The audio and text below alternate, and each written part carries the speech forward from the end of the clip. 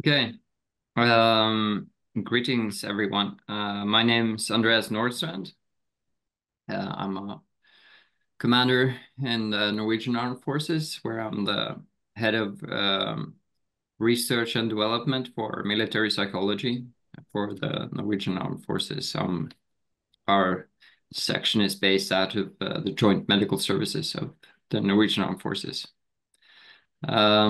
I'm also associate professor at the Norwegian University of Science and Technology and affiliate professor at the Northern Arizona University.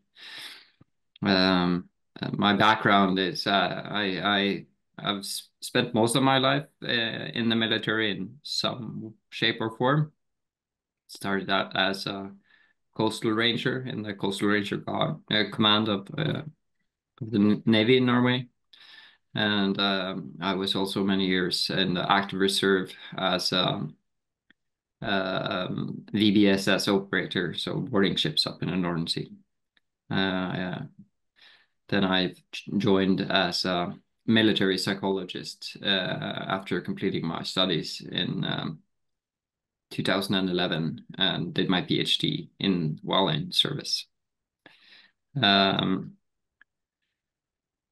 This program, I'll get back to the history. It's just I'm going to give you some context. My head is a bit cooked right now because we just sent our first class back to Ukraine now. I've started a new platoon as part of Operation Gugne, which is a small piece of the big elusive operation, which is the name for Norway's support for Ukraine.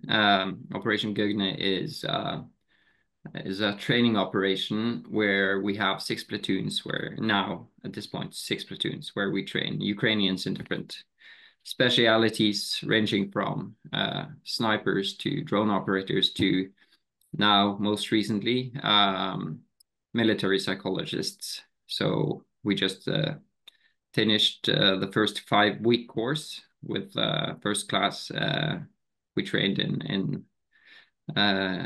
this course I've put together for them. A big piece of that course was actually ORT. So what we did was we gave them an instructor's education. So they'll be able to instruct their own people in ORT when they're now go home, or they're already home, in addition to COSC, CT-PTSD, lots of clinical subjects as well. So just completed that education. That was very informative for me in terms of, again, we get a lot of first-hand experiences from the students, related to what the battlefield looks like, what sort of issues soldiers typically have, what works, what doesn't work. And they've also implemented ORT in Ukraine because we've trained several combat medics as part of Operation Gugne for them, which was part of the reason why they reached out to us to ask if we could expand and make this military psychologist course for them. But this lecture I'm going to give now is related specifically to or rather it's specifically about the operational resilience training that we've made together with Walter Reed Army Institute of Research. And me and Dr. Amy Adler has been the main developers for this. And then we also pulled in Dr. Håkon Engen to help us develop it. So let me just run through this and then we can do questions afterwards. So just to do some basics first. So we all come equipped with a neural system as humans. And the reason we have this neural system is to be able to interact with our environment. And that means that if the environment we're in is contains a lot of stressors, is very intense, the activation in our neural system goes up. And if this activation is sustained over time, we end up having combat stress reactions. So these stressors that we're talking about, they can take, many shapes. And a way to differentiate between them broadly is traumatic stressors and more like hassles or low-grade stressors. So on the traumatic side, we've traditionally been very concerned about uh, danger-based traumatic stressors. So fearing for your own life or thinking that you're about to die. But then as we've learned more in the field of psychotraumatology, we've learned that for a lot of soldiers, the danger piece might not be the biggest problem, or at least it's not the only problem. So you also have witnessing, traumatic witnessing, and these moral stressors. So your value system being pressured to such a degree that it qualifies as a traumatic experience. But in addition to these more dramatic stressors, we have a lot of hassles. So that could be, uh, hard living conditions. It could be high workload, friction within the team, like arguing with your colleagues, poor leadership, being away from home, not having the opportunity to follow your daily schedules, a lot of stressors. And actually, a lot of studies show that these hassles, that we can call them, like cumulatively, they can actually precipitate more mental health issues than a single traumatic event. So that's important to keep in mind as we progress here. I'll readdress this point a bit further on. Then we have this COSR, or combat operational stress reaction. It's sort of like a bucket term we use in NATO. There are many, different labels for trauma-related symptoms. We use the label acute stress reaction, acute stress disorder, acute PTSD, which is mostly related to the duration of these symptoms. But a COSR is this cumulative reaction to a cumulative stress load, basically, where people end up having symptoms, typically becoming apathic, having anxiety symptoms, loss of meaning and purpose, insomnia, anger outbursts, loss of concentration. So more of a generalized reaction to the high stress load. The nervous system has been overactivated for too long. And then we just give them the label COSR. And again, a COSR can be differentiated in terms of severity also. So this is the way we think about combat stress reactions, typically within the NATO parlance. And it's important to remember that we are now moving, or rather in Ukraine, there's a LISCO scenario. It's a large-scale combat scenario. And as Oleh also likes to point out, it's a long-term combat scenario. It's a big pair-near-pair fight that has dragged on, and the cumulative stress toll on the soldier is very big. This is very different from the COIN era, the counterinsurgency era we were just in, where we could medically select a lot of really high quality people in terms of health, people who are, exceptionally healthy, have, a very good physical and mental health to begin with, and then we train them for a long time. And then we kit them up almost as well as SOF operators, every single one of them, and have complete air control, gunships flying above, excellent opportunities for rest and reconstitution of forces. We have very, very short evacuation lines, like 1 hour from injury to roll 3. So all of these factors are very strong protective factors in terms of COSRs. So when you deprive soldiers of these protective factors, then you end up having a lot more cold sores than you would in, let's say, the coin era. And a lot of the Western militaries are struggling to catch on to this, and they might have a skewed image of well, the prevalence rates and the likelihood of a soldier getting a coma stress reaction. This means that we have to work on resilience. So basically, a person's capacity to absorb a certain stress load without losing much function. So every system has a resilience. Society has a resilience. Machine has resilience, and the human system, as we also have a resilience. And we can almost make an equation of this where we say that resilience is the robustness factors we have minus our stress load, and that sort of equals the health or resilience of a system. So if the stress load is larger than our ability to withstand that stress load, and that will impact our function, and then you know, we get reactions. If we're able to if our resources are good enough and great enough to absorb the stress load, so that we respond with a resilient response to the stress load, we have high resilience. Just to clear up that term a bit. And a lot of these robustness factors that I was talking to can be sort of, this is just a selection. It's not complete at all. There are thousands of factors influencing the ability of a system to absorb a stress load. But what I like to do is sort of think of them as occurring along a continuum from static to dynamic, where the static factors would typically be like your genes or your early life history or your personality. Factors you're sort of stuck with, you know?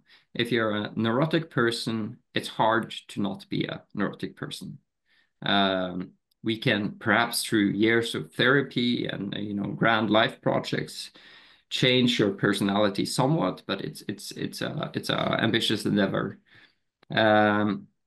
But there are a lot of resilience factors that we can influence quite quickly, like unit cohesion, physical fitness, even more psychological factors like emotional regulation skills can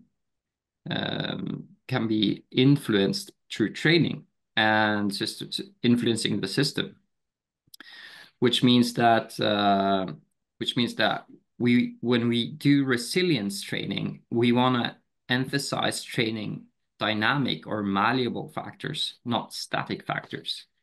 And this should seem sort of obvious, but there's been several examples of large resilience programs where their ambition was sort of to address optimism, say, like the how optimistic a person is. Being optimistic as a person is a nice thing to have. It's a really potent robustness factor, but it's also hard to train. So we shouldn't emphasize in the short amount of time we have to train people these static factors if we want to increase resilience. It's my take. And this guided our selection in terms of what we train in ORT. Should emphasize also that ORT, the name operational resilience training, is sort of a bait on the hook. So we actually do limited resilience training, like the typical what we associate with resilience training, what they do in the Road to Mental Readiness or the MRT program, is a very limited piece of the ORT program. I chose the resilience name to sort of normalize and instead of medicalize what we do. But the majority of the curriculum of our course is actually mental health oriented in terms of preventing deterioration of mental health or restoring mental health with easy measures that you could do forward deployed. So sort of like think of this concept as educating the combat medics to also be able to act as a trench psychologist. But we do have resilience training as well, which is why I chose the name, and it opens a lot of doors in integrating this into military organizations. Let's see if I can. Seems to have stuck some of this. Okay, yeah. So what we wanted to do here was sort of move the field forward and provide combat medics with a holistic health education. So not only teaching them how to treat wounds and the body, but also help them to deal with mental health in a forward applied context. And then also some resilience training, obviously. And we wanted to move also from psychoeducation, like lecturing, to skills training. So that's another important guiding principle in what we chose to put into this program. We always asked ourselves the question, can we make this into a sort of a skills-based training, something we can practice? Because if we have 2 days to train someone in these skills, they're not gonna remember it if we just give them like a lecture and then that's it. We want to integrate all the stuff we add to them, to the medics here. We want to integrate that into scenario-based training throughout later training. So all the skills that we teach them is stuff that they can train like we would any other military skill. And thus we can produce a sort of robust trench psychologist, and also give the individual soldiers, or give rather the trench psychologist skills they can pass on to their soldiers that enable the individual soldiers to do self-care and body care. This corresponds very well to the sort of levels of care that is often used in Ukraine, where you have, you could think of it as 5 levels of care, where level 1 would be self-care and body care. Level 2 would be a combat medic. Level 3 would be a CASC team, military psychologists forward deployed. Level 4 would be rehabilitation centers, more short-term rehabilitation centers, and level 5 would be more a hospital setting. But there was limited training for levels 1 and 2. The US Army had some projects that we've based a lot of this on, BH Gear being one of them. But there's limited courses available in terms of filling the competencies or adding competencies to levels 1 and 2 in a structured, coherent, evidence-based way. So that's what we've been trying to do here. We do employ a lot of, we have all these skills. So we thought a lot about how can we chunk it for people so they remember. So all these skills or robustness factors that you saw above, we've sort of chunked into this resilience compass. I've stopped, actually, this is an older slide. I've stopped putting combat effectiveness in here and just say health. So it's a way to maintain your health. Combat effectiveness and health are 2 sides of the same coin. And again, this seems to be a lot more intuitive to the Ukrainians who are in combat and actually know this firsthand. So in Norway, I sometimes have to, again, to get buy-in from military leaders, I use the word combat effectiveness, but again, if your foot is broken, you're not very combat effective. And if you have a strong culture, you're not very combat effective. So skills that prevent or repair these sorts of conditions actually do have a direct consequence for combat effectiveness. This compass contains these 4 domains you see here. Physical would be like sleep, nutrition, exercise, somatic health. Um, we teach muscle relaxation, other body-oriented techniques. But we want to teach the medics that the mind, the neural system is an organ in the body, just as anything else. And you can influence the health of it, the state of it, and the reactivity of it through addressing bodily needs. When I teach this, I typically say, use the body to calm the mind as a way to make that point.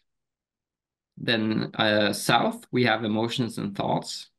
So that would be all these grounding techniques, regulation techniques, simple CBT techniques that we teach them, where we use the mind to calm the mind.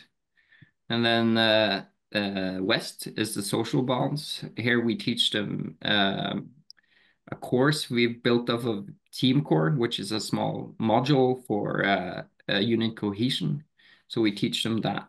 And we say use others to calm the mind. So social support is very important to increase resilience, and it's one of these very malleable factors. We can influence it quite quickly and effectively by simple principles such as how do you establish trust? How do you prevent social exclusion? And how do you include people who are new to the unit? How do you establish a culture that's aligned with the mission, but also in terms that provides an atmosphere within the team where you support each other effectively, and so on. And then finally, we have purpose and meaning. Now, purpose and meaning, most people might associate this with religion, philosophy, but for most people, purpose and meaning is found in the small everyday moments. This is one of the things I've learned a lot from the Ukrainians. They really emphasize this point. We have a technique we call active appreciation. So basically being able to, those few rays of sunlight, metaphorically, that hit you, being able to appreciate those and really lean into those moments. Even in intense combat, there might be small moments where you get some small respite, or small, precious moments of joy, interactions with your comrades, a small chocolate bar, something like that. And those moments can pass you by if you don't catch them. But if you are aware of that and see the value of it, you might be better equipped to grab them and really treasure those moments. And we're all sort of, as humans, even if we're not in war, standing on this precipice of a nihilistic hole we might easily fall into if we don't actively make meaning for ourselves. And if all we think of and experience is the horror of war, and we don't, really hang on to these small glimpses of meaning and hope, we fall into that nihilistic hole. And that's very unfortunate in terms of health and combat effectiveness, because we easily end up very apathic, having strong combat stress reactions. And then treasuring the small moments is a way to mitigate that. We also work sort of moral injury prevention in that domain, reconnecting people with meaning, having some small CBT interactions the medics can use to work with shame and guilt. There's a few very good evidence-based techniques that you can use, and we put those into that domain. I'll give you some brief history of the project. Maybe I should have started with this, but in 2019, me and Amy met at ISTSS and started collaborating.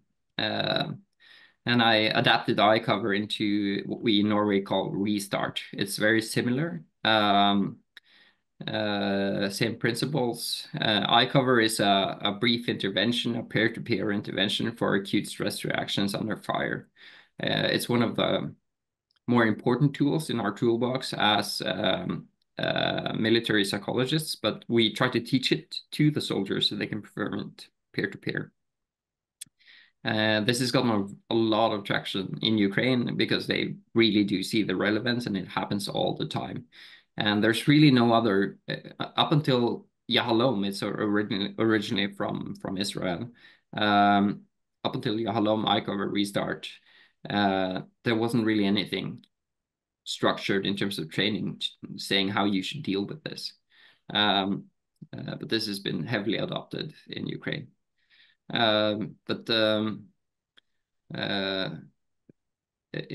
a part of that collaboration, me and Amy started to work together a lot, and I deployed to the US in 2022 for a 2-year stationing there, where me and Amy collaborated a lot. And the fall of 2022, I was consulting on this new project she had, Warrior Mindset, more in combat resilience skills, personal resilience skills. And we had the idea we should really try to get this to Ukraine, because then the full-scale invasion had just happened. So we put our heads together, and we contacted the budging LSIV operation and asked if there is any need for this, and they gave that offer, passed that offer on to the Ukrainians, who said yes, we'd very much like this, as much as you can offer us, actually. So that meant we got 3 days of training as part of a 5-week medic course in Gugne, a combat medic course that's been running for almost 3 years now. And we were able to develop the course during a quite intense period, and started delivering it from the first rotation. We're now on rotation 17. So that's a brief history. We're currently on ORT version 4, which is just ready now for this, like last month, for this first rotation of the military psychologist platoon, which is its own platoon in Gugne. So that's the most current version. We've collected data throughout, both quantitatively and qualitative impressions, and adjusted the course accordingly. There's a lot of stuff we'd like to put in that we're not able to because of time constraints in training, obviously. But we teach them the sort of basics, the bare bones of the course, and then we have a lot of specialty modules that we offer as something they can look at by themselves. The training in itself is based on research, a lot of research that the Walter Reed Army Institute research has done. As time has passed, I've done studies myself. We try as much as possible to ensure that the elements we introduce are not only, scientifically proven to have an effect, but that they, we chose the ones that explains the most of the variance in terms of resilience. Because there's a lot of stuff that you can do, but we can only teach them a limited selection. So we evaluated the literature and chose what we felt was seemed to be the most potent interventions. And then include that into the program. That's how we ended up with the ORT course. A big piece here, I'll go back once. As I said, is the practical integration. So we do a lot of scenario training. The course consists of 2 days in classroom and 1 day in the field. And also the 2 days in classroom has a lot of go out in the field, and like it's interrupted with practical exercises, role play, those kinds of things. We want people these combat medics are doers, not academics. So we want them to practice the skills. So these are the original modules. We don't teach all of them during the training now. And we've changed the name somewhat for version 4. But this gives you an outline of topics we cover at least. The sort of module 3 and 4 are the biggest ones. They're the trench psychologist modules. We spend almost a whole day on that. These includes stuff like active listening is a big piece here. We teach them how to do active listening. Now, active listening is simple. You put your own need to speak aside and you just listen to a person, really try to see the world from their perspective. And this can be a tremendous relief for a person who's struggling emotionally. So having that one good talk with someone who really listens to you and tries to understand your feelings and give space for your pain, if only for an hour or two, can really help in terms of having a combat stress reaction.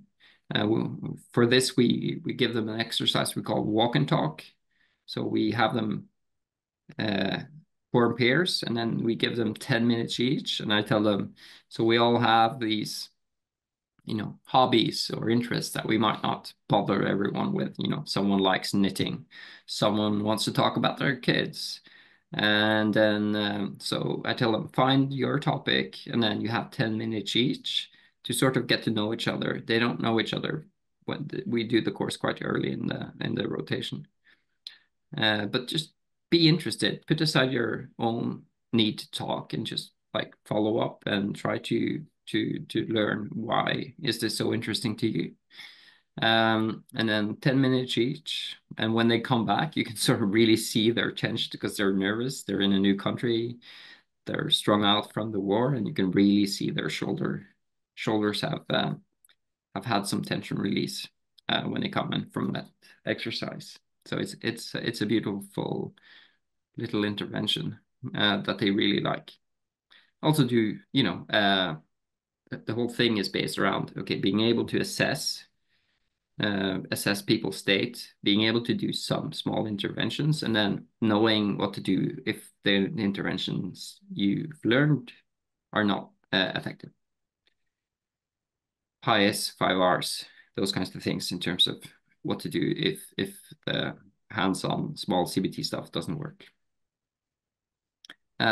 We also wrote a couple of manuals from scratch, new ones. I took responsibility for that. So I've deployed in Triton before. It was an operation in the Mediterranean that Norway contributed to, where we ended up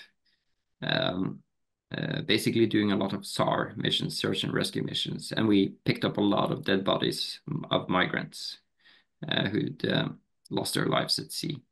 And I became very aware of I was deployed not as a psychologist, but as a part of the crew, based on my previous experience.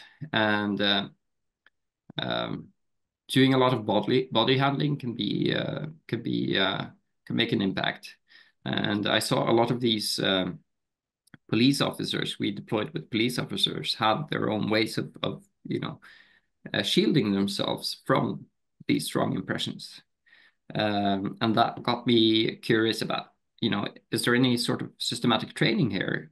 And there really wasn't. So we had to build that from scratch, but again, based on studies that have been done.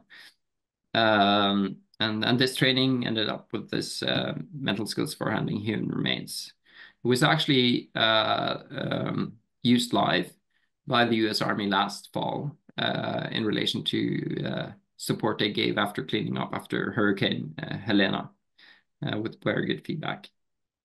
And then we also created another module. This human remains module, by the way, is called FRAME in the US now. Amy has launched it there under this label.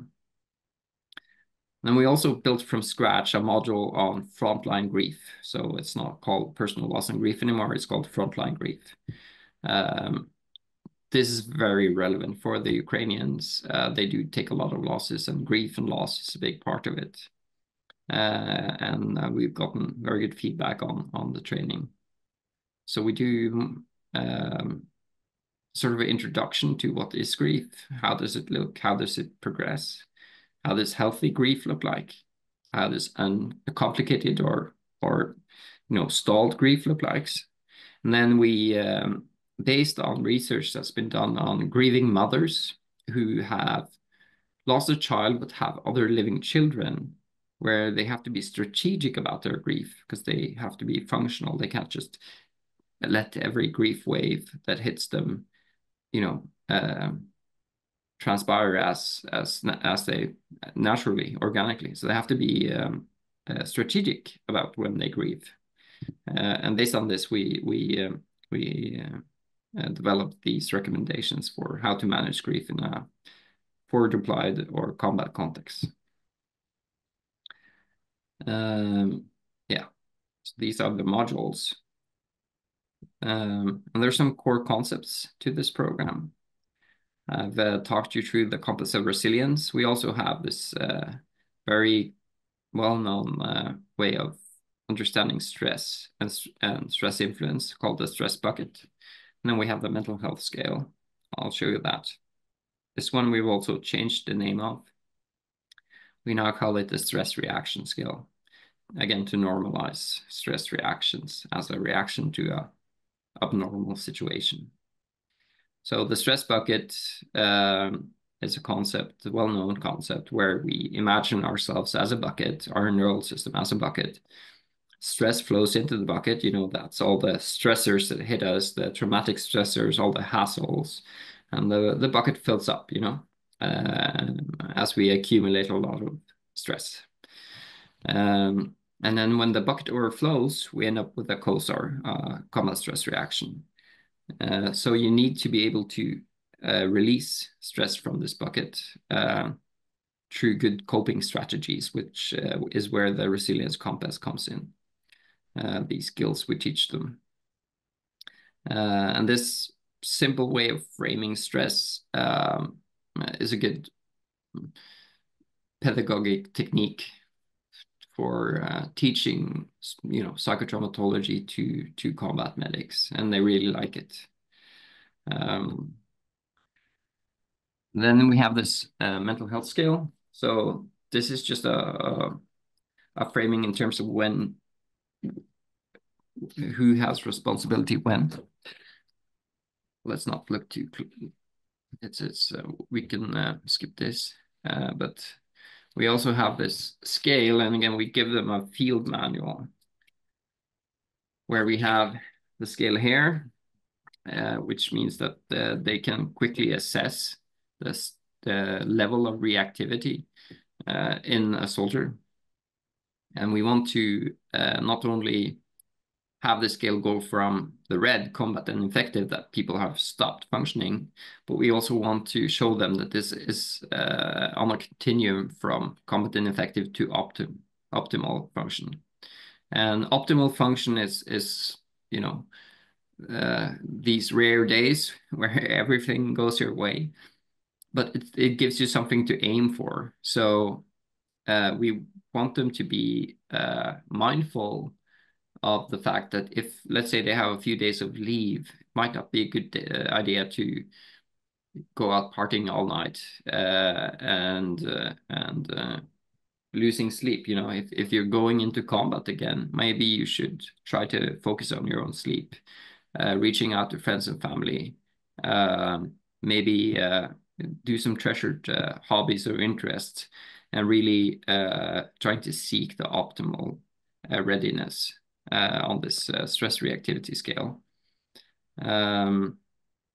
We've changed the wording of a lot of these symptoms you're tracking to make them more homogeneous across the spectrum here in the V4. So I like the V4 a lot more than this, but the general idea is the same. And then we have the skills are similarly chunked. So there's stuff that they learn that might be more applicable in the red or yellow, and then there's stuff you can do to sort of aim for the blue and every color in between. Also makes it more, we have this in the manual. So one for reactions, one for measures. So how does it look in practice? This is a video I like to show. This is Roman. He's a friend of ours. We brought him along as a sort of subject matter expert right from the beginning.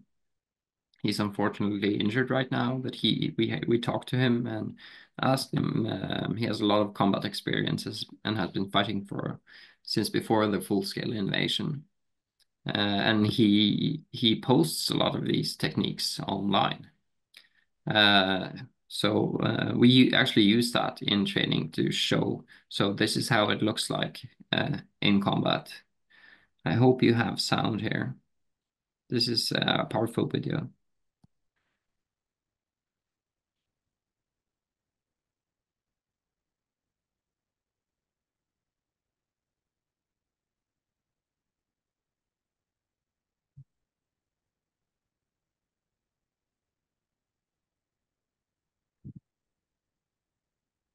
No sound, unfortunately.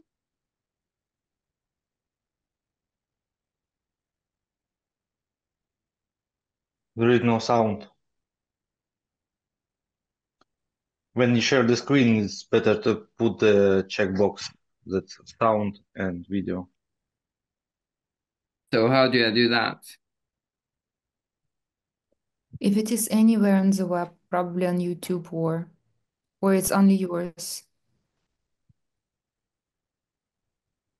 Some external source that we can go follow the link and have a look at it.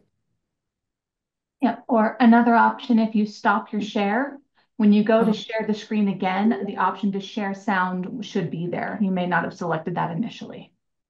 Oh yeah, I see it now. Share sound. Share. Okay, let's try again now. Andras, is it possible that you don't use earphones? Our interpreter says that the sound is very bad. Is it possible? Yeah. Yeah. Yeah, no problem. Sorry. Thank you so much.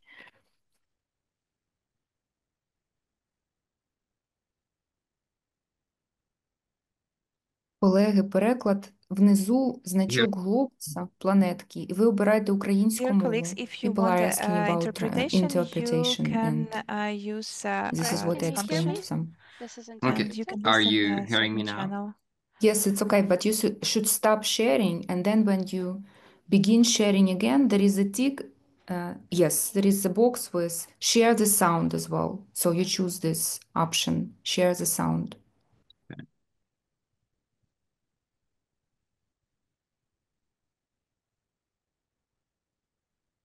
You should have told me if before if the sound was bad.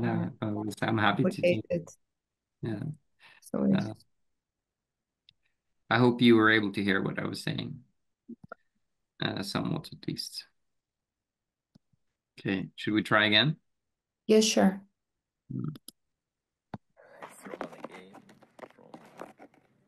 You hearing? Oh, I don't know. It's not even training. It's some kind of. Yes, it works. Yes. This stick here, because everything is destroyed by enemies' artillery and Все tanks. знищено This артилерією. Ця битва почалася о 6 ранку, зараз вже 13. І всі виснажені емоційно, фізично, тому що це триває вже 3 або 4 дні. Я вже навіть не пам'ятаю, скільки ніхто не спав. Може, по 3 години максимум на день. Їжа нерегулярна. Сьогодні я поїв вперше. Я знайшов цей батончик шоколадний. І він такий смачний. Сьогодні я втратив побратимів. Я знищив декількох загарбників. І в мене сьогодні стільки емоцій, мабуть, наперед. І, звичайно, емоційно і фізично я виснажений. Я так радий, що я їм цей батончик, він такий смачний мені. Я просто не міг, я тільки що зрозумів, що життя чудове. will be even more valuable than before because I'm sure that life is great present. Yeah, totally. Hello. So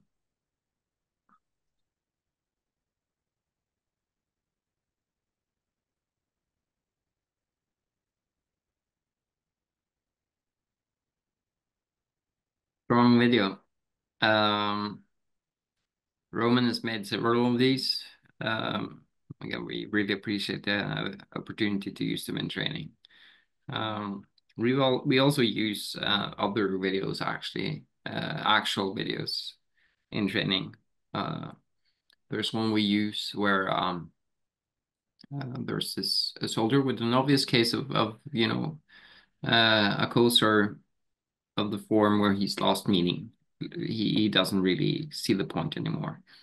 And we use that to teach the students to do assessment, clinical assessment. So we teach them how to do a formal clinical assessment using, you know, observation, like how does it look, how's his cognition, how is his speech, how is his mood and affect, how is his behavior, and so on. And we show the video, and then we have those students, you know, tell us what they noticed, and that sort of teaches them to think like a clinician, to know what to look for. So videos are a great tool in instruction. I'm going to show you a brief example. I guess most of you know iCover. I'll show you a brief example of Restart, just how this looks. We don't have to spend much time on it, but... Fremgangsmåten du så her kalles restart-drillen. Den består av 6 steg. Når du gjør restart, vær klar, tydelig og myndig. Re for registrere ASR. Det viktig å avklare at det faktisk en akutt stressreaksjon man står overfor. Da må man først utelukke åpenbare fysiske skader. Finner man ingen fysiske årsaker til sammenbruddet, har man registrert ASR og kan fortsette. S for skap kontakt. Hvis man fanget I en følelse av frykt eller hjelpeløshet, blir det vanskelig å ta inn sanseinntrykk. Neste steg derfor å skape kontakt ved å mobilisere syn, hørsel og den taktile sansen. Nå tar jeg hånda di, og så klemmer jeg den. Så vil du at du skal klemme tilbake, sånn at jeg vet at du kan høre meg. Bra! T for tilby fellesskap. Mennesker flokkdyr. Når vi føler oss truet, det få ting som øker frykt så mye som følelsen av å være alene. Jeg her sammen med deg. Du ikke alene. A for avklar fakta. Ved å svare på konkrete spørsmål presser man hjernen til å fokusere på logisk tenkning og planlegging. Dette vil I seg selv senke frykten. Hvilket kompani tilhører du? Alfa. Bra. Hvem lagføreren din? Myrvang. Ja, bra. R for reetabler tidslinje. Hjernen prøver hele tiden å forutsi hva som vil skje I umiddelbar fremtid, basert på hva som nettopp har skjedd. Ved å gi en beskrivelse av hva som har skjedd, hva som skjer nå, og hva som skal skje, vil man redusere følelsen av forvirring. Vi befinner oss I en bygning. Vi ble angrepet, og nå behandler vi en såra. Vi fortsatt under angrep, og vi må sørge for egensikring. Ok? T for tilbake til oppgave.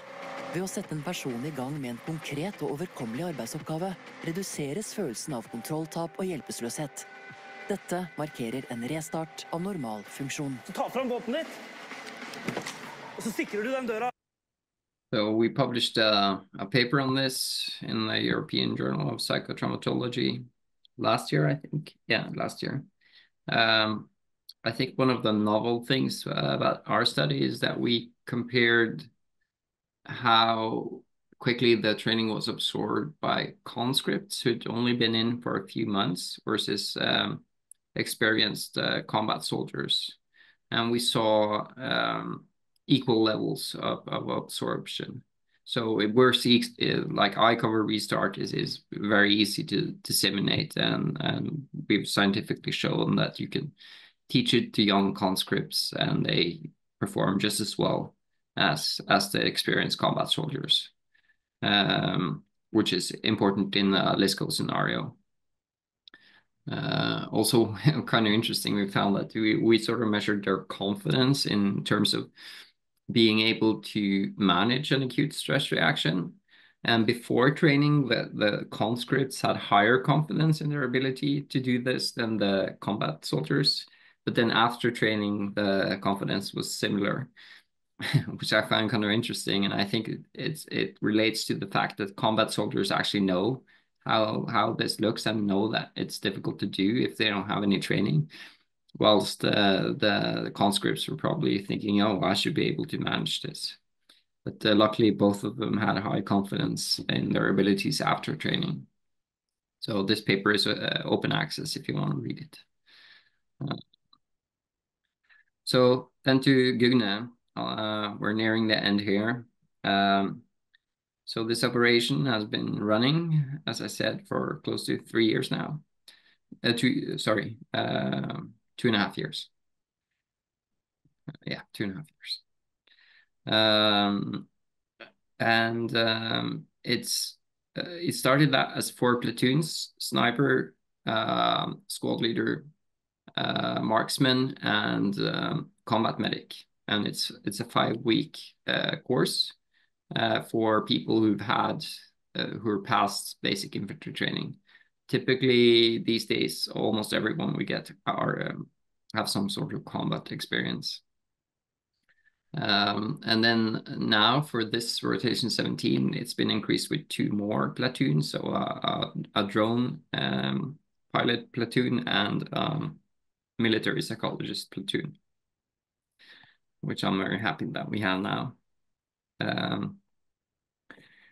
The full ORT course is 2 days in the classroom grass, and then 1 day with field exercises, and we have this manual. We do a lot of practical stress lanes where we, in the field day, where we have the students try to perform and practice their skills. So skill like what's important now, for instance, or tactical breathing is of limited value if you just hear it in a classroom. You need to actually practice it in a high stress scenario. We have a strong emphasis on the principle of crawl, walk, run here. So we want optimal arousal, not under arousal or over arousal. So when we do instructor courses on ORT, we spend a lot of time teaching people the principles of building a good stress lane.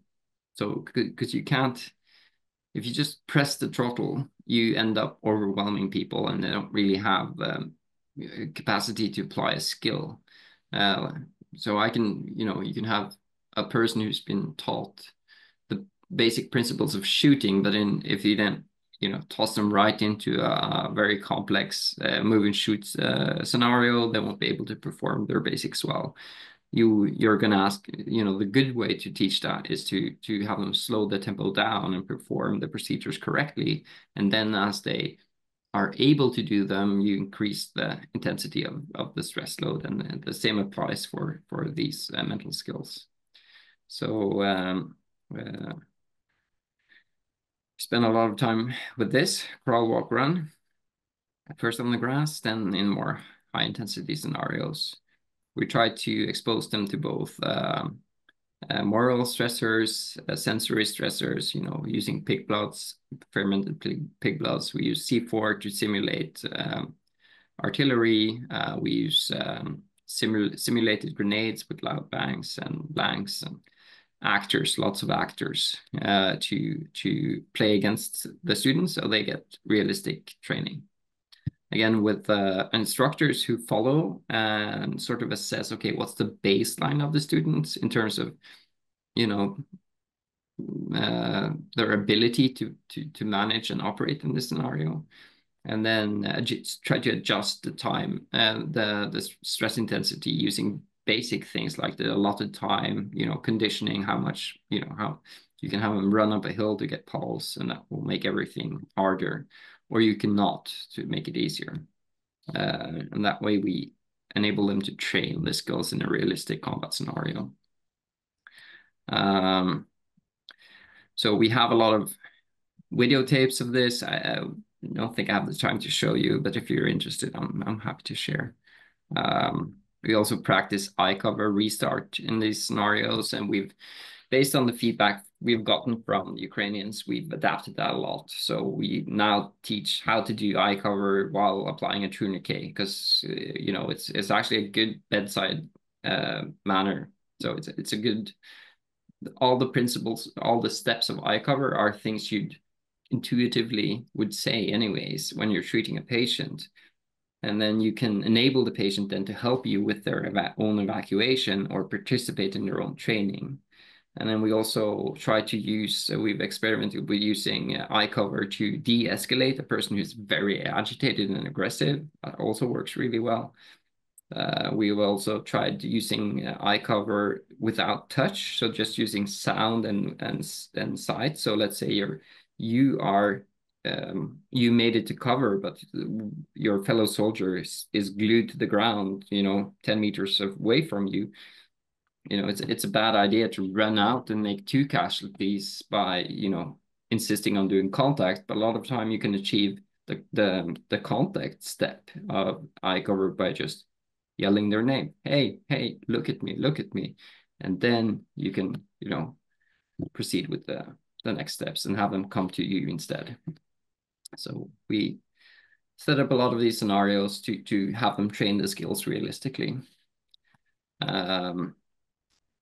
Have some stats here. I just submitted a paper to +1 for based on the data we've collected for the first 2 years now. So that's going to be in review now. But you know, it's a high module satisfaction. Almost everyone likes this. We see a very big confidence increase. That means that people feel like, okay, this is stuff I actually can be able to deal with.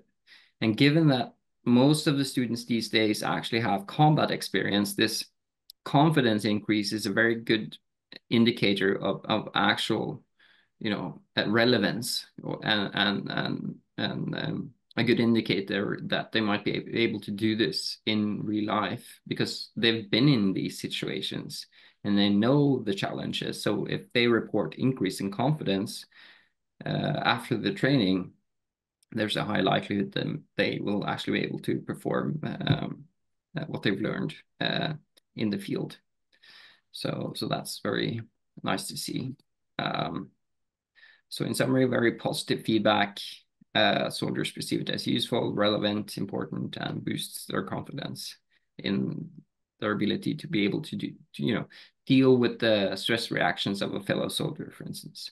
Being able to regulate yourself if you're starting to feel overwhelmed in combat. These sorts of items are what we're measuring on. We are constantly trying to improve the course. So yes, we just got the V4. In a year, we'll probably have a V5.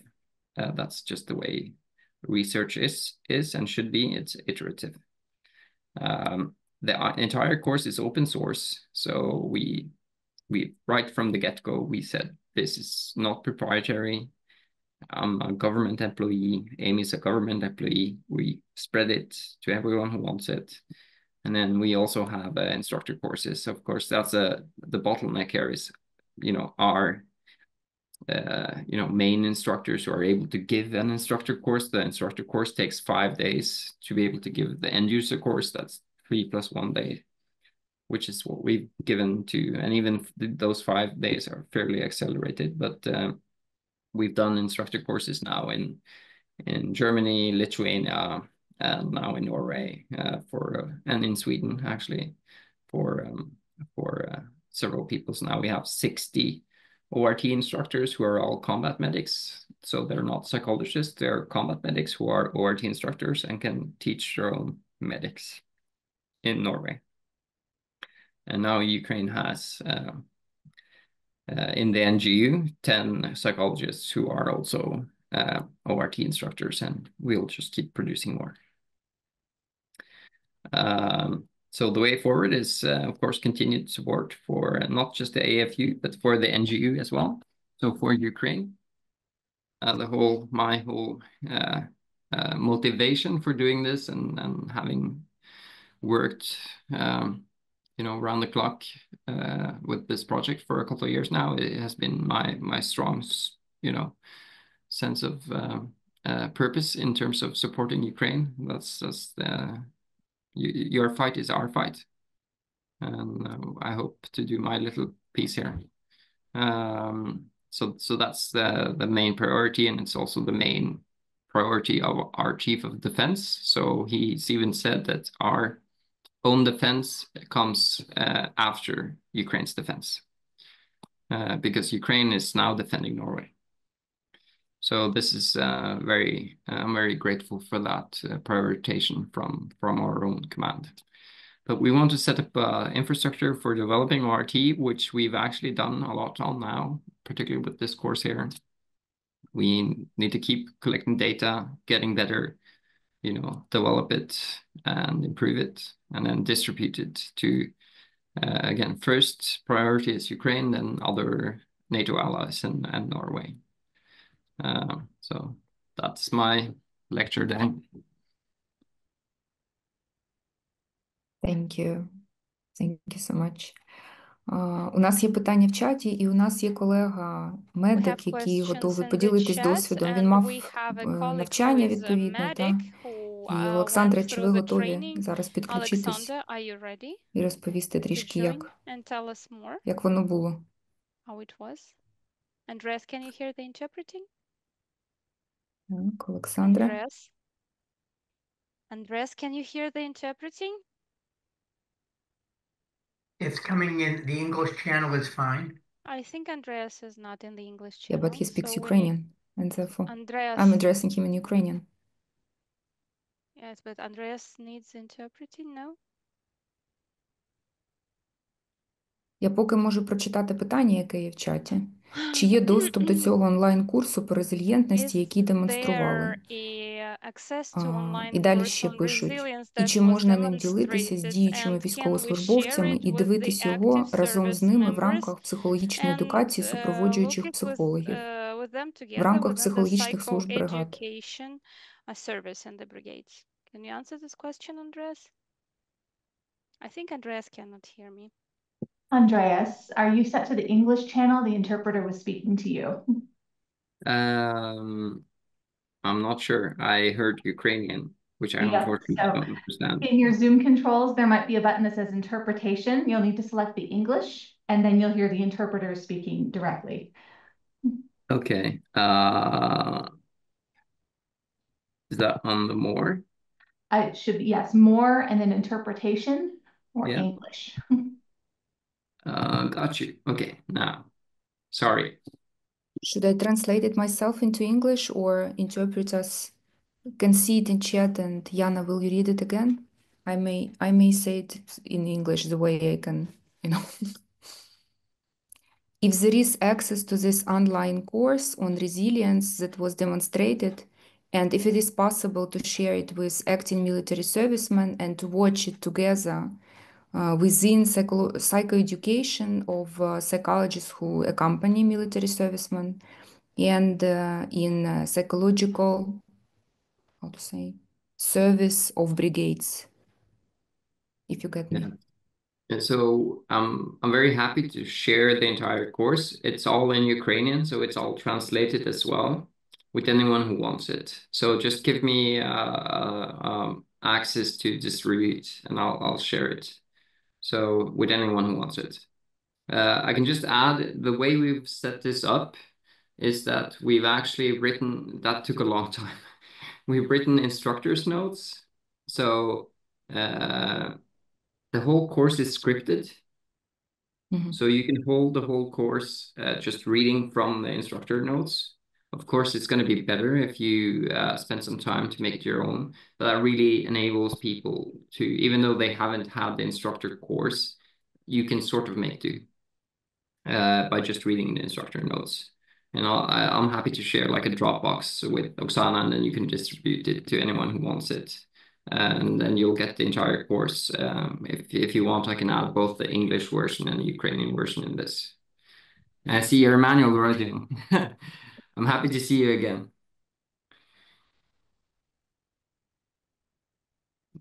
But yeah, so I'll do that. Unfortunately, like if they would let me, I would go down and set up a camp and teach anyone who wants. I hope that will happen. But for now, access to our instructors and me is limited by, you know, politics. So we train people who can come to Norway.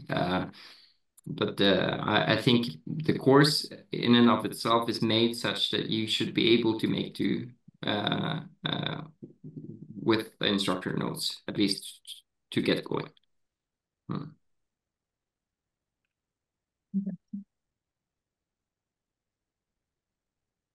So probably our colleague is not able to speak for whatever reason. There was also a question. Було таке ж питання. Які зараз хвилинку. There were also some other questions.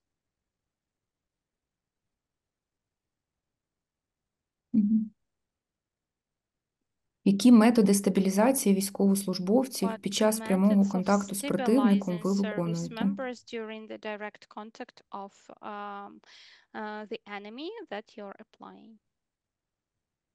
The methods for stabilizing? We have several, and it sort of depends on their level of reactions. So that's how we try to structure it. So there might be procedures that are very relevant. Let's say if they have a dissociative state, like a really strong stress reaction, which means that you have to, you know, apply some techniques.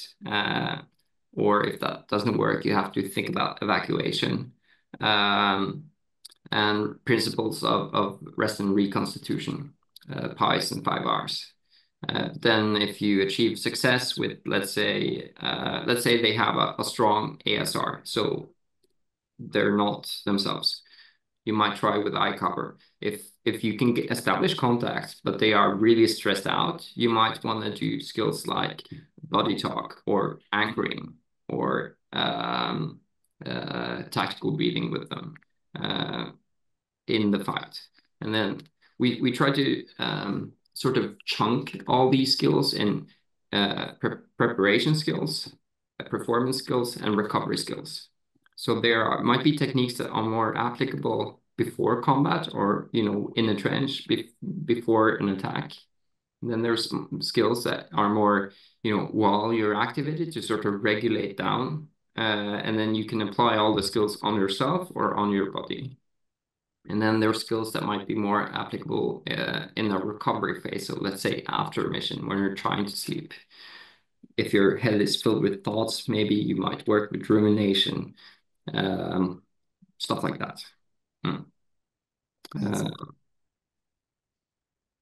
Так, Олександре, бачу вас присутнім. Чи ви можете говорити? Скажіть, будь ласка. Alexander, I can see you are here. Are you able to talk? Даруйте, якого Олександра ви запитуєте? Який знає, який. Він мені написав, що він готовий був на початку, напевно, зараз не може. Ну, добре. Радіон, у вас піднята рука. Запитаєте, так? Вітаю. Перед цим ще Роман був. О, я вибачаюсь, Романе. Радіоне, тоді вибачте, так. Давайте тоді. Так, ну і тепер всі мовчать. Хто готовий, колеги? Давайте я, поки Роман готується. Давай, Родіон. Я не нажав кнопочку, давай. Окей. Ладно. Андреас, дякую вам дуже за ставлення. Це дуже цінно. Це прям надихає. І за те, що ви робите. Таке питання. Чи ви отримуєте зворотній зв'язок від бійців, які пройшли навчання, і як вони імплементували отримані знання, навички вже безпосередньо в наших реаліях, який був зворотній зв'язок, і як він трансформувався, чи трансформується він з часом, чи є збір цих даних, і про це, якщо можна, декілька слів. Could you tell us, please, in a couple of words? Yes. So we tried setting up the infrastructure on the NATO Deep server where they could sort of add quantitative data, experiences from the field in survey form. That didn't really work out, and I completely understand it. So what I've done is I've kept in touch with students and gotten like more hands-on qualitative reports. And it's been very positive, and we've adjusted, you know, the course according to these feedbacks. So we've given a bigger place for this active appreciation, which is a technique I love, because we've got so much feedback that it's super important when you're in a prolonged combat scenario, and you should really, you know, emphasize the point. So we, you know, I turn on my pathos, and I really try to, you know, help them see the value of grabbing these small moments of rare joys that they might have as a way of stopping this spiral into darkness. So that's one example. The other is eye cover, which again, they give us a lot of feedback. Okay, you should, we need to take away their weapon. Okay, we'll teach that now. We didn't teach that originally. We got feedback. You should try to apply eye cover in an aggressive state. And then I thought about this. How could you do this? And we played it out with actors and found a procedure, and then we gave it back to them. And we got feedback that, okay, this actually works a lot. So a person is really agitated, he's afraid. Then first step is identify. So okay, he has an ASR. That makes us understand it. We don't take it personally. Calms us down. And that there's the emotional contagion piece there. If I'm calm, I'm calming you down, co-regulation. Next piece is establish contact. So, hey, buddy, hey, can you look at me? Look at me. Now we have a channel in. Okay. Next piece is getting the prefrontal cortex to work again. Hey, what's your name? Who's your commander? And then we regulate. And then we can go to the timeline piece. So you were just in combat. I can see you're very agitated. Your friend there is injured. We're treating that patient. We need your help to carry him out. And that's the return to task. And this is just an example of like real world experiences that they give me. It worked, and then that's how we teach it. So I've been very concerned with that piece. It's a great question. Same with tactical breathing. We got feedback that you know, doing a full box breathing, it takes a bit too long in combat.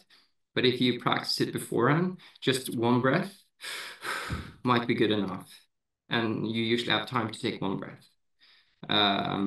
So examples like these, yeah, where we get feedback. But I asked actually some of my students to rate. So which do you find most effective? And they typically single out active appreciation, eye cover. They single out these, like in terms of in the after phase, a few of these CBT techniques. So particularly the ones related to guilt. So how can you sort of work on helping people focus on intention rather than result? So what was your intention? I know your combat brother died and you feel very guilty, but what was your intention with your action? Was it that your combat brother should die? No. So you did what you thought was the best action in the heat of the moment, and what happened. And that way we can create a more, because a lot of these experiences that the combat medics are working on are very raw, very unfiltered and chaotic. And by just doing active listening, having people talk through the trauma narrative, it cleans it up some. And then if you can add a few counter guilt interventions as well, then the memory is stored in a better way in terms of long-term health and combat effectiveness, because people need to stay at the front lines long. So they need to manage these experiences in the best way possible. So that's a few examples. But again, we're at version 4. So I've tried to, again, strip it down as much as possible, and keep what actually is being used.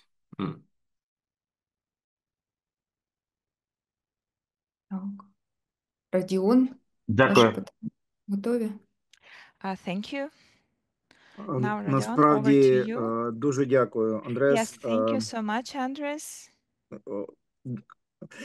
здивований тим, що ми I'm живемо, знаєте, в surprised такому that просторі maybe you are in колективної such свідомості, environment що that the collective одні й ті самі consciousness, речі приходять в the голову різним same людям, і коли things ми там come to mind to на different своїх там заняттях, people. тренінгах And піднімаємо when we певні do on теми, our наші during our учасниці classes кажуть, о, а ми certain так само topics, там our додумали до participants цього і say, так yeah, далі. we have the same Дійсно, ideas as iCover дуже well. крутий.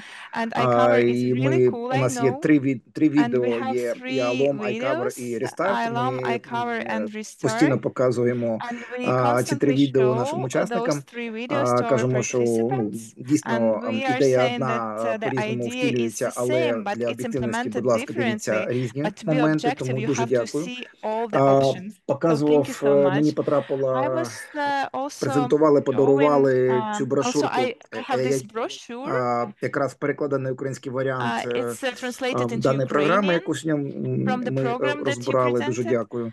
Thank you so much. По диханню About the з breathing багатьох techniques. там в випадках я In питав, most які техніки cases, дихання I was допомагають. Тільки asking одна what людина techniques are сказала, що helpful, вона and only практикує one дихання person по said квадрату. that the person Хтось каже, was комусь using допомагає, this box але серед breathing військових я тільки technique. почув один Most такий of the відгук people said that it серед helps, декількох but тисяч I only heard only військових, з from якими ми one працювали.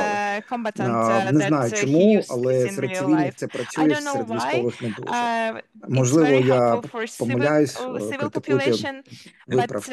I never heard І that it helps що to хотів the сказати, military. Maybe I'm там було mistaken, so питання please по які tell техніки me if you have different саморегуляції, information. Also about some стабілізації. techniques of Ми були здивовані, що self-regulation and це трохи stabilization. не We were академічний підхід, surprised that it's not really але деякі academical такі феноменальні approach, техніки, but some які ми там really amazing спостерігали, взяли там techniques that з we той же saw самої there кінезіотерапії, from кінезіології. Вони так само дуже physiotherapy. круто працюють, тому що They працюють на рівні work там like тіла. really great Тому, because в they принципі, work on the bodily level. ці моменти ми зараз також вивчаємо, And we are але studying основне, those дуже moments дякую now. за такі But I'm really вебінари, дуже grateful круті, for this дуже webinar. стислі, This is a great лаконічні, але дуже information. дієві. Дуже дякую організаторам і The techniques that Андреасу. you presented Радий are бачити. really helpful. Thank you to the organizers and to Andres. Я Thank бачу, you. що руку підняв Олександр, але знайшовся той Олександр, якого я I шукала. see Олександре, Alexander ви who's raising готові? hand, but we already found Alexander that we've been Почекайте, looking не той, for. який Дубас Олександр. Ось який. Alexander, please, Бажаю if you're здоров'я. ready, please Давай. share. Знайшлися. Yes, Я колись thankfully рік I тому got found. проходив курси в I was Норвегії. Дуже вам attending the вдячний за course ці in курси. Norway a year ago. I'm Саме really по grateful for this course. тактичній медицині, бойового It медика was on взводу. tactical Ось, medicine. дуже було класно, дуже It було was really cool цікаво і course. It was пізнавально, very особливо те, що ви interesting. I казали found out a щодо lot of new information, вчити especially курсантів regarding роботи how you в стресових teach умовах. the Це students in реально the дуже stress важливо. conditions because it's really Ось, important. в мене виникло питання Also, I щодо, have a от ми question. вивчали iCover, там, як поводитись We've been з studying гострим, там, iCover and гострим how бойовим to стресом. work with acute І виникло combat питання, stress. And there is a як question, працювати з how to офіцерами, work with the в officers котрих на пунктах управління that are з'являється already оцей at the гострий стрес. command Як ти, points там, and they умовно, have this сержант, stress. For розкажеш instance, if там we have an офіцеру, officer, if котрий we have some починає вже lower rank трохи soldier who is втрачати trying to teach the ситуацію. officer Тому в because мене таке he питання sees щодо that цього. this officer is losing it. So I have this question: how to approach this? Difficult situation. I'll get to that. Rodin, I completely agree. I've not heard many people use box breathing. It's more one breath that seems to be like just anchoring yourself with the breath that people tend to use. I think so. That's we hear the same things. I think in terms of doing iCover on an officer. Well, I think like if the officer is having a full-blown ASR, he would be grateful if you were able to help him. But if the officer is very agitated and you want to work on de-escalation, I guess that's a different story. But I think there's this, again, I mentioned it briefly, there's this principle of emotional contagion, co-regulation. So if you can tend to regard people's aggression or feelings as related to their stress, not to you, that makes it easier to calm yourself down and not join their emotionality. And then if you can calm down, they can calm down. And that's a good way to approach everything here. use emotional contagion as a leverage in every situation. So being aware that people's expression of emotion is usually not something to do with you, it's something they're in a combat situation. So if you have the mental acuity to sort of notice that and think like that, it's easier for you to stay calm, and then that will affect your emotion will affect them. So I'm very strong believer that if we can practice co-regulation more instrumentally, we will have a lot of de-escalation in combat situations. Which is why you want these like really strong combat commanders. They're all really calm.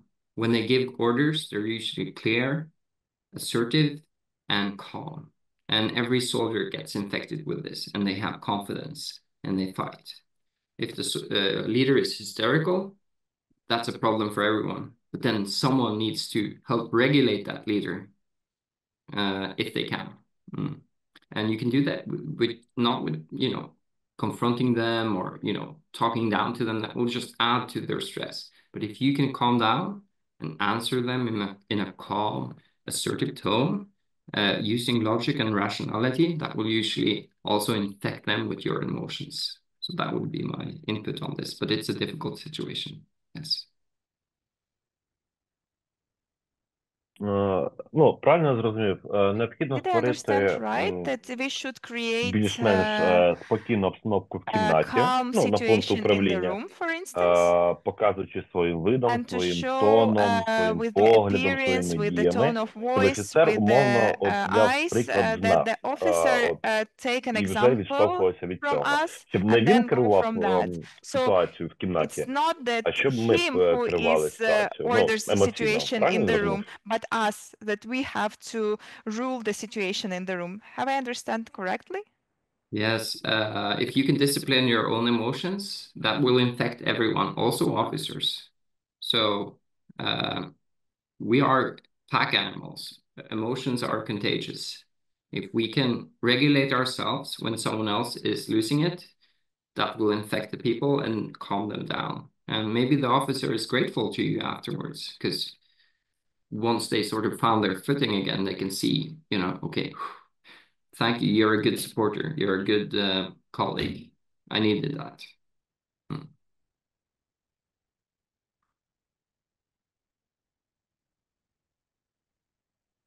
Я зрозумів. Угу. Thank you, I Дякую. understood. Thank you. Дякую за інформацію. Thank you for the Будемо information. користуватись. We will I use might this. mention, Andres, that this is a great skill for parenting. One of the things that parents have to learn is how to help their children regulate emotion. And just as you described, if you can maintain your own emotions, you set an opportunity for the child. I agree, Jim. Co-regulation. Yeah. Олександр Дубас. Олександр, прошу, ваше Alexander, питання. please, over to you. Вітаю, Andreas. Дякую за матеріал. У мене це, Thank you мабуть, for the статистичне цікаве materials. питання. I have another question regards of Працюючи в statistics. підрозділах, I'm working with the стикався з ситуацією, teams, де and I хлопці знають за always техніки encounter the заземлення, situation when they стабілізації, know але these певним чином techniques of просто не grounding and використовують. stabilization, but they Чи є don't у use вас it? Do спостереження, you have some скажімо, observations, хоча б відсотково, at least like щоб percentage, розуміти, яка to кількість understand how людей в many підрозділі people застосовує in the техніки teams use системно? those techniques Дякую. regularly? Thank you. I don't have any statistics from Ukraine on that, but what I can refer to are the sort of statistics we have from our own like empirical data collection here in Norway, where we see that there's a big confidence boost in the effectiveness of that skill. And I think that's because of the way we train it. Because again, you don't really need grounding if you're not activated enough, which is why we want to put them into these stress scenarios so they get the opportunity to actually feel the effect. Oh, if I actually ground myself when I'm very stressed, it works. And that increases the motivation to do it again, which is a big you know, it's very important because if you just teach it in a classroom where it's all calm, you know, they cognitively know, okay, maybe I should ground myself. But if you do it in the stress scenario, you feel the effect of grounding, for instance, and then that is a really strong learning experience in terms of, okay, I'm going to apply this skill when I'm in combat. And we do it again and again and again, and we increase the stress load, and they can see, okay, if I emphasize simple techniques such as grounding when I'm trying to do something complex, it makes it easier to do the complex task. And then they can actually see on their scores, because they're rated on their like team performance or shooting performance or, you know, marksmanship. Okay, if I do grounding techniques or simple breathing techniques or visualization exercises, I get higher marks on my marksmanship tests. That really increases the motivation to do the skills. And then that it becomes a habit, like it becomes a reflex. And that's what you carry with you into combat. We don't rise to the occasion. We we reduce to the level of our training as yeah. Maybe Grossman, I think, said that. Someone smart. But it's well said, because once we're in combat, we don't have the mental surplus to think and, you know, do something cerebral. So only our sort of ingrained reflexes are what we do. That's why you need to train these skills in realistic scenarios again and again, like any other military skill, is my point of view.